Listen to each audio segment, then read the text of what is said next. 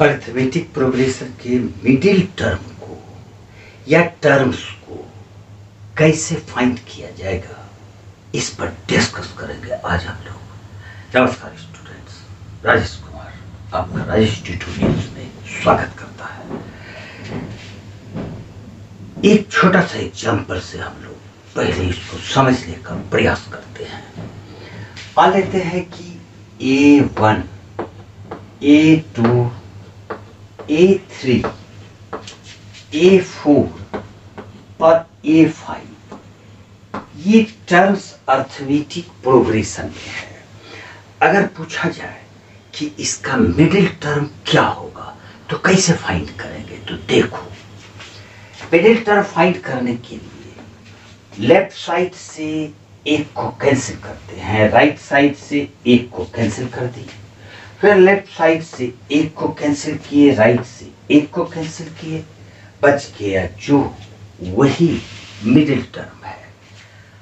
अब आपके मन में एक सवाल उठता होगा कि सर ये तो आपने 1 2 3 4 5 टर्म्स ले लिया और दाएं और बाएं से एक एक को काट दिया, जो बच गया वो मिडिल टर्म्स है या मिडिल टर्म है।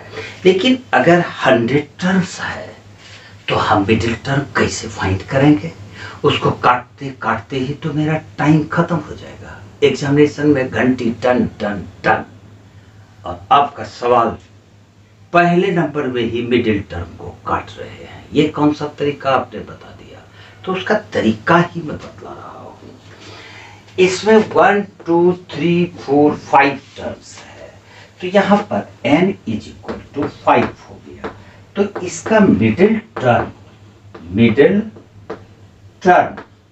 एक ही मिडिल टर्म होगा। पूछो क्यों एक ही मिडिल टर्म होगा? क्योंकि ये ऑड नंबर है, 5 ऑड नंबर है। तो जब ऑड नंबर रहेगा, 5 ऑड है, इसलिए इसका 1 मिडिल टर्म होगा। और वो कौन सा होगा? तो ये जो n है = n में अपने मन से 1 प्लस कर देना, अपने मन से कर दो, और बाई 2 कर देना। जैसे यहाँ पर 5 था तो ये 5 + 1 बाई 2 यानी कि 3, थर्ड टर्म इसका मिडिल टर्म होगा। देख लो, 1 2 और ये 3। अगर ऑड नंबर रहे तो उसका मिडिल टर्म जितना टर्म्स है यानी n + 1 बाई 2। लेकिन अगर इवन है तब क्या होगा? एक एग्जाम्पल से चलते हैं, हम लोग इसको देखते हैं। मान लेते हैं A1, A2, A3, A4, 4 ही लेते हैं। कम लेंगे तो जरा हल्का होगा। अब इसमें मिडिल टर्म कौन कौन होगा? तो फिर काटना शुरू करेंगे। लेफ्ट साइड से एक, राइट साइड से एक, फिर लेफ्ट से एक और राइट से काटेंगे तो बचेगा क्या? कुछ नहीं, तो छोड़ दो। अब जब दोनों काट के कुछ नहीं बचे तो रहने दो, वही तो मिडिल टर्म्स हो गया। यहाँ पर टर्म्स हो जाएगा, यानी कि इसका मिडिल टर्म्स ये दोनों होगा। अब फिर वही सवाल आ जाएगा कि आपने तो 4 टर्म्स लेके आराम से समझा दिया, लेकिन अगर 75 टर्म्स है तब क्या करेंगे? तो उसका तरीका है भैया, मैं बतला रहा हूं। यहाँ पर n 4 है। अगर ये 4 है तो आपने देखा कि इसका सेकंड और थर्ड टर्म मिडिल टर्म है, यानी कि 4 है तो सेकंड हुआ, इसका 2 मिडिल टर्म होगा। Middle term 1, middle term 1, first middle term = n by 2th term.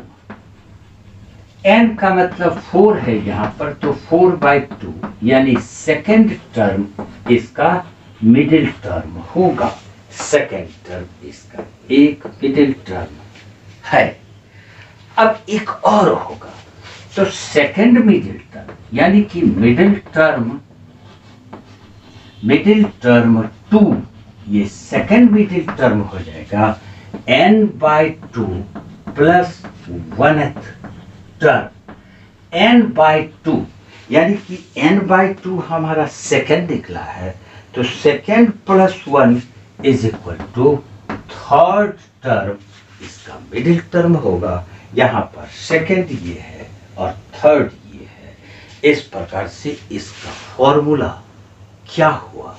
तो अगर ऑड नंबर हो तो उसका मिडिल टर्म होगा n+1/2th टर्म, और अगर n इवन नंबर हो तो उसका दो मिडिल टर्म्स होगा। पहला होगा n/2th टर्म और दूसरा होगा n/2 + 1th टर्म। मेरे ख्याल से मिडिल टर्म्स को आप लोगों ने समझ लिया होगा। जरा सा ये मार दोगे तो मजा आ जाएगा।